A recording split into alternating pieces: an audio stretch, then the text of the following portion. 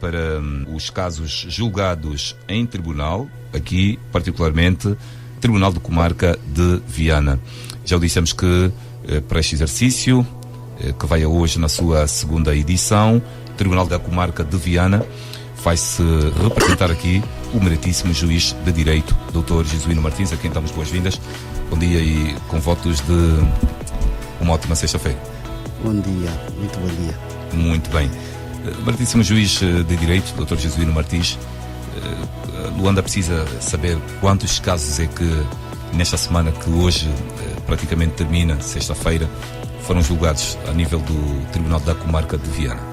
Muito obrigado. O Tribunal de Comarca de Viana julgou de 6 a 10 de julho um total de 39 processos, dos quais 10 resultaram em condenação.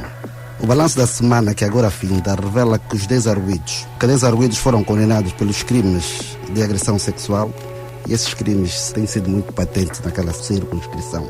Eles foram condenados por crimes de agressão sexuais, penas de 7 anos, abuso de confiança e danos, das penas de 30 dias. Condução em estado de embriaguez, condução perigosa por meio de transporte. Durante o período em análise, foram julgados um total de 6 processos crimes.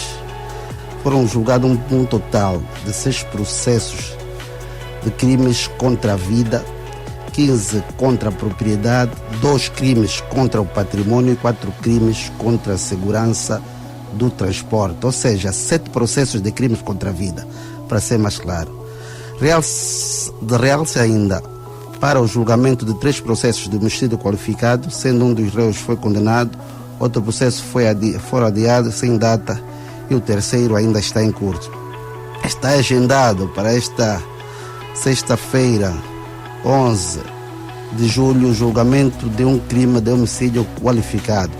Uma novidade, ou seja, esse tipo de crime a comarca nunca julgou, e que será julgada no dia 16, por volta das 9 horas, tem a ver com o início de um julgamento sobre mineração de criptomoedas na próxima semana. Portanto, a criptomoeda é nova entre nós, né, para a nossa realidade. Sim, é nova. Então, o primeiro julgamento, Sim. a nível de Luanda, de todas as comarcas, ou particularmente a comarca de Luanda? De Viana? Particularmente a comarca de Viana. Salvo erro, já houve um julgamento sobre criptomoedas. Sim. Quantos é que estão envolvidos neste crime? Apenas um cidadão de nacionalidade chinesa. Muito bem.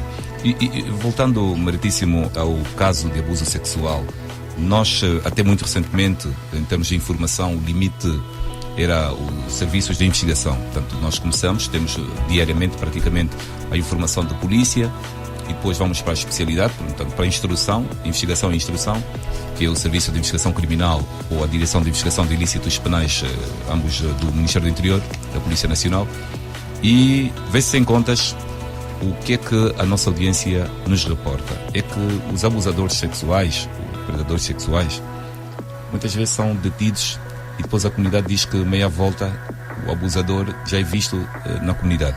Afinal de contas, há muitos casos que resultam mesmo em prisão. Naturalmente, ou condenação. Há muitos casos, daí o reporte que foi feito há pouco tempo. As solturas existem, da mesma forma que a prisão existem solturas, não é? Agora, temos que analisar por que foi solto. Sabemos que normalmente... É este exercício que queremos fazer para esclarecer melhor a nossa audiência.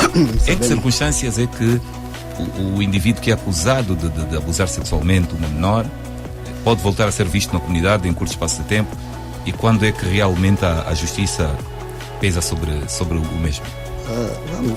Vamos lá aqui fazer um exercício. Normalmente esse tipo de crimes acontece no seio de pessoas muito próximas, não é? E tão logo acontece o crime, as pessoas que são próximas à vítima fazem a queixa, fazem logo a queixa. A queixa, após ser feita a queixa, no caso de uma esquadra de polícia. Uma esquadra de polícia. Esse processo é remetido ao Ministério Público, que analisa e remete o processo, depois de uma análise, faz uma promoção e remete o processo para o juiz de garantia, uma promoção em que solicita que se lhe seja aplicada a medida de coação pessoal de prisão preventiva, não é isto? Mas chega para o juiz, que o juiz vai fazer também o primeiro interrogatório e depois vai fazer uma análise minuciosa de qual é a medida que vai aplicar, se na verdade vai aplicar a medida mais gravosa, que é a prisão preventiva, ou as outras menos gravosas. Mas para que tudo isso ocorra, é preciso que hajam fortes indícios para que se lhe aplique esta medida, essa é a medida de última ratio. Não havendo meios de prova suficientes, porque há um princípio basilar que é o princípio da presunção da inocência. Não havendo provas bastantes para que se lhe aplique essa medida, então o juiz pode, nesses casos, soltar. Não foi feito exame, não tem declarações que sustentam, que venham sedimentar a prova. Então são uma série de fatores que fazem com que esta medida pode, pode-se lhe aplicar a uma outra medida menos gravosa, como o termo de identidade, residência e a obrigação de se apresentar periodicamente de 15 em 15 dias nas quadras. O que não implica dizer que o processo terminou por ali. O processo segue até o julgamento, onde depois de a prova ser bem sedimentada, veremos então, o juiz depois vai analisar se aplicará uma pena de prisão ou se absolverá o arguido.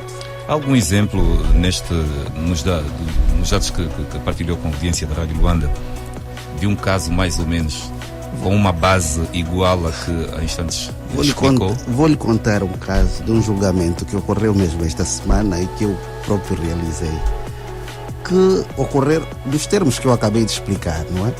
O arguido foi solto pelo juiz de garantias. Porque o caso ocorreu quando? Remete-nos em que ano? Remete-nos há 2 anos atrás. Há 2 anos? Sim. O arguido foi solto por questões de prazos. Os prazos, a lei diz que há prazos para cumprir. Os prazos foram quebrados. Prisão preventiva? Sim. Os prazos foram quebrados. Mas o julgamento ocorreu. O arguido foi condenado e tão logo o arguido foi condenado a 2 anos, a mãe da ofendida, que por sinal fez a queixa, chorou a pedir para que o tribunal não aplicasse a pena que lhe foi aplicada, porque são vizinhos e que isso ia trazer problema no seio daquela comunidade, já estavam entendidos. É só para ver às vezes... E o direito pergunta, cuidiu, não é? Cuidiu, sim. Sim. Só para ver às vezes as situações. E qual foi a medida? Foi condenado a... Isso já foi condenação. Foi condenado a 2 anos de prisão. Dura lex sed lex. Dura lex sed lex. As lágrimas não contam. As lágrimas não contam, não é? Muito bem. Portanto, então, de outro modo, nem sempre que, em caso, por exemplo, de abuso sexual, o abusador for visto na comunidade, significa fim do processo do caso. Nem sempre. O processo termina com a prolação da sentença, não é isto? Ali, agora, mesmo na prolação da sentença, ainda o poder jurisdicional, ou seja, o poder jurisdicional do juiz termina com a prolação da sentença, não é? Mas há outros mecanismos que o arguido, na pessoa do seu advogado, pode lançar a mão, como interpor recurso, né, para a decisão ser apreciada em sede de outro tribunal. Muito bem, é importante esse esclarecimento. Criptomoeda vai ser uma experiência nova para os meritíssimos juízes de direito da comarca nova de Viana. É uma experiência nova. Ao que se diz, a nós chegam-nos muitos casos de criptomoedas. Muitos terminam detidos ou pelos investigadores da DIP ou pelos investigadores do Serviço de Investigação Criminal,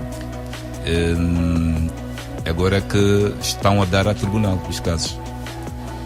Está tipificado no nosso código a criptomoeda, está, sendo uma realidade nova? Sim. Pouca gente, inclusive, percebe o que é isto de criptomoeda. Sim, está tipificado na Lei número 3/24 de 10 de abril sobre a proibição da atividade de mineração de criptomoedas e outros ativos virtuais. Está sendo tipificado. O tribunal está pronto para julgar este caso? Está. Acredito que sim. Se está marcada a audiência, o tribunal está pronto. Muito bem. Doutor, queremos agradecer pela presença. Para a semana, que casos é que vão a julgamento? Ou quantos casos? Vão muitos casos. Muitos casos. Todas as semanas temos casos, mas o caso relevante que eu fiz menção mesmo, porque é uma experiência nova também, porque na nossa comarca nunca foi julgado um processo mesmo de criptomoedas. Muito bem. Doutor, queremos agradecer pela presença, por este exercício bom que começamos agora a fazer. Muito obrigado. Muito bem. São 8 horas em Angola, ouviu o sinal horário. A Rádio Luanda a fazer toda a diferença e, como sempre, escalamos. Até a um passado recente, a nossa abordagem era muito exigida a nível de polícia, bombeiro e depois a investigação criminal e agora, e algumas vezes, ao Ministério Público. No entanto, agora estamos com os tribunais de comarca. Hoje foi nosso convidado, portanto, fez-se representar aqui o Tribunal da Comarca de Viana pelo meritíssimo juiz de Direito, Dr. Jesuíno Martins, do Tribunal da Comarca de Viana. Portanto, o exercício, tal como dissemos ao caro ouvinte, vai continuar. Portanto, todas as sextas-feiras acompanhe aqui na sua Rádio Luanda. Para a semana vamos contar com o representante do Tribunal da Comarca de Luanda.